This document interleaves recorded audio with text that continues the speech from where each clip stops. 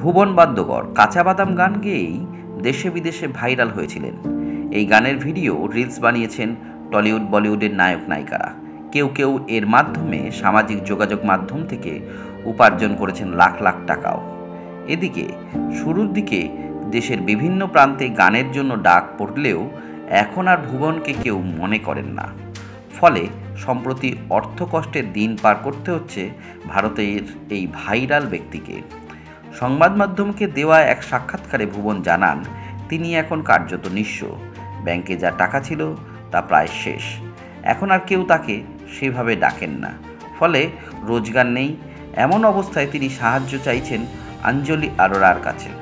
অঞ্জলি আরোরা, যিনি কাঁচা বাদাম গান নামেই তুমুল জনপ্রিয়তা অর্জন করেছেন। এই গানে রিল বানিয়েই বেশ জনপ্রিয়তা অর্জন করেছিলেন অঞ্জলি। পাশাপাশি বলিউড অভিনেত্রী কঙ্গনা রানাওয়াত সঞ্চালিত রিয়ালিটি শো লক আপে হাজির হয়েছিলেন তিনি। ভুবন বাদ্যকরের কাঁচা বাদাম গানে নেচে ভাইরাল এই তরুণী কোটি টাকার বাড়ি বানিয়েছেন। শুধু তাই নয়, মাত্র 24 বছর বয়সেই নিজের গাড়িও কিনেছেন তিনি। ভক্তরাও বলেন, অঞ্জলি পরিচিত হয়েছেন কাঁচা বাদাম গান নেচেই। এরপর তিনি অনেক রিল বানিয়েছেন, সেসবও জনপ্রিয়তা পেয়েছে। তবে শুরুটা ভুবন বাদ্যকরের গানেই।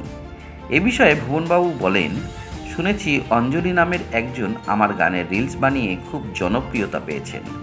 তিনি নাকি গাড়ি বাড়ি করেছেন, অথচ আমার অবস্থা আজ করুন। আমি ওই অভিনেত্রীর সাহায্য চাই।